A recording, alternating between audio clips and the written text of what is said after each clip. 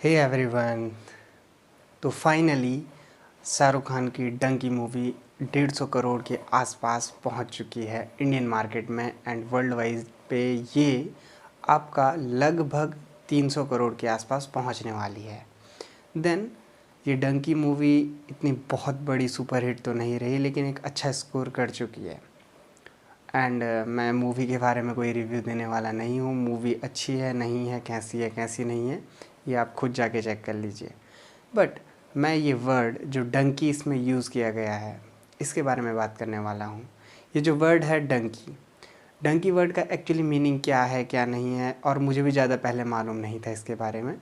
तो थोड़ा इसके बारे में रिसर्च की, पता चला ये कहाँ से क्या आया क्यों नहीं आया, और जो ज़्यादा इम्पॉर्टेंट चीज़ बारे में पता चली तो ये जो डंकी वर्ड है ये इलीगल इमिग्रेंट्स के लिए यूज़ होता है। जो इलीगल इमिग्रेंट्स आपका स्पेशली पंजाब हरियाणा के साइड से होते हुए हमारा यूएस के लिए जाते हैं। भारत से अमेरिका जाने वाले इलीगल इमिग्रेंट्स जो आपके अवैध रूप से जाते हैं, ऑफिशियली नहीं जाते, अनऑफिशियली जाते हैं, आप ये कह सकते हो कि वीज़ा नहीं लगता और वो आपका कोई सेकंड रूट लेके जाते हैं। ऑफिशियली उसे अमेरिका प्रूव नहीं करता कि हाँ आप यहाँ आ सकते हैं, उनके लिए डंकी वर्ड यूज़ होता है। तो वो लोग कहाँ से क्यों और कैसे जाते हैं ये स्पेशली हम इस पर्टिकुलर वीडियो में डिस्कस करने वाले हैं कि डंकी जिन्हें कहते हैं उनका एक्चुअली कहाँ से कहाँ जाना होता है और किस तरीके से वो इलीगली आपका अमेरिका में पहुँचते हैं। तो डंकी का सबसे पहला प्रोसेस है कि जो भी डंकी होते हैं या जिनको भी हम डंकी कहते हैं, ये सबसे पहले इंडिया से आपके लैटिन अमेरिकन कंट्रीज़ के लिए मूव करते हैं। तो ये लैटिन अमेरिकन कंट्रीज़ जो होती हैं वो आपकी होती हैं इक्वाडोर, गुयाना, वेनेजुएला, ब्राज़ील, ये सारी के सारे होते हैं। तो ये इन लैटिन अमेरिकन कंट्रीज़ के लिए मूव करते हैं सबसे पहले यहाँ से। इसका रीज़न है कि सबसे पहले आप लैटिन अमेरिकन कंट्रीज़ में ही क्यों जा रहे हैं, क्योंकि मोस्टली आपके लैटिन अमेरिकन कंट्रीज़ ये गुयाना, इक्वाडोर, वेनेजुएला, ब्राज़ील, ये आपका क्या करते हैं कि वीज़ा ऑन अराइवल देते हैं। और दूसरा जो आपका ब्राज़ील है या वेनेजुएला है, ये इंडियंस को आपका टूरिस्ट वीज़ा भी अवेलेबल करवाते हैं। तो आप वहाँ जा सकते हैं। आपको वहाँ जाने के लिए कोई पर्टिकुलर वीज़ा पहले अप्लाई नहीं करना होता, विच मीन्स आपका डंकी बनने का फर्स्ट स्टेप है कि आप यहाँ से सीधा जाते हैं लैटिन अमेरिकन कंट्रीज़ में। देन लैटिन अमेरिकन कंट्रीज़ के बाद सेकंड स्टेप क्या होता है कि सेकंड स्टेप में ये डंकीज़ कहाँ जाते हैं। तो लैटिन अमेरिकन कंट्रीज़ के बाद ये कोलंबिया पहुँचते हैं। कोलंबिया से आपको जाना होता है पनामा, और कोलंबिया और पनामा के बीच आपको मिलता है डेरियन गैप। ये जो डेरियन गैप है यहाँ बहुत सारे जानवर मिलते हैं। बहुत सारे जानवरों के साथ साथ लुटेरे भी मिलते हैं, और लुटेरों के साथ साथ इस पर्टिकुलर जो लैंड एरियाज़ है डेरियन गैप में, यहाँ पानी की बड़ी कमी है। तो लगभग 10 दिन लगते हैं इस डेरियन गैप से निकलने में। और हाँ, अगर आप यहाँ से निकल गए तो अच्छी बात है, लेकिन अगर आप यहाँ मर गए तो आपकी बॉडी आपके देश तक वापस नहीं आती, आपके घर वालों को नसीब तक नहीं होती, आपकी बॉडी वहीं कहीं सड़ गल जाएगी। जिसका मतलब Darien gap one of the dangerest आपका रूट है एक डंकी की लाइफ में। इसके बाद जो हमारा नेक्स्ट स्टेप आता है वो आपका पनामा के बाद मैक्सिको जाने के लिए होता है। मैक्सिको आप पहुंच जाओगे, कोई बड़ी बात नहीं है, लेकिन जैसे आप मैक्सिको पहुंचोगे, मैक्सिको में आपको लोकल गवर्नेंस से बचना होगा।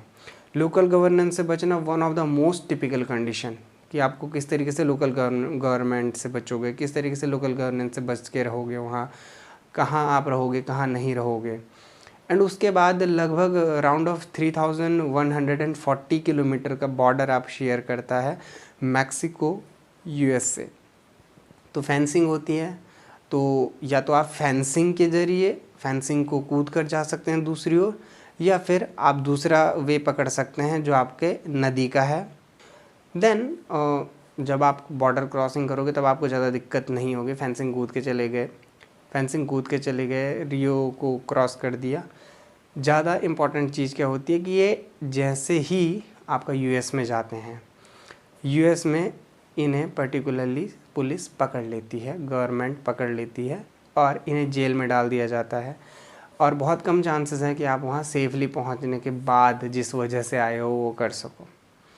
अब इस डंकी बनने में इंडिया से लेकर Latin American countries, Latin America country से कोलंबिया, कोलंबिया से आपका पनामा, पनामा से मैक्सिको एंड मैक्सिको से यूएस, इस पूरे में आपका कितना पैसा खर्च हुआ?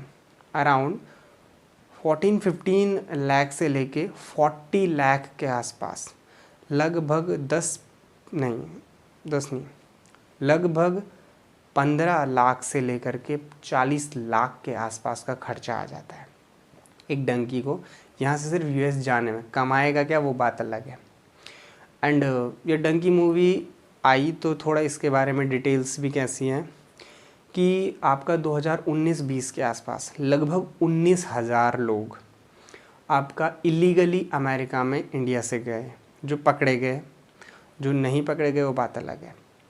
उसके बाद सेकंड, जब आपका कोविड ख़त्म हो गया, आपका 2021 की बात है, 2021 में ये स्ट्रेंथ लगभग 30,000 थी, 30,000। एंड 2022 में ये स्ट्रेंथ लगभग 62,000 के आसपास थी, 62,000 लोग। एंड नाउ लेटेस्ट जो अभी हमारा 2023 की रिपोर्ट की बात है करें तो आपका अक्टूबर 2022 से लेकर सितंबर 2023 के बीच अभी तक 97,000 के आसपास, लगभग 96,900 एंड समथिंग, लगभग आपका 97,000 के आसपास इलीगल इमिग्रेंट्स अमेरिका में पकड़े गए इंडिया से। एंड वो जो हैं पकड़े गए हैं, इलीगली जो एंटर कर चुके हैं वो अलग है।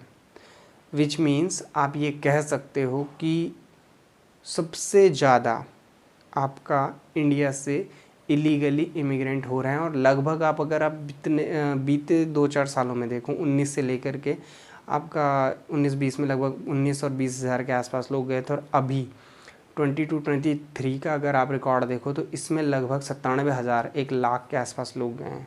बहुत बड़ी हाइप आई है।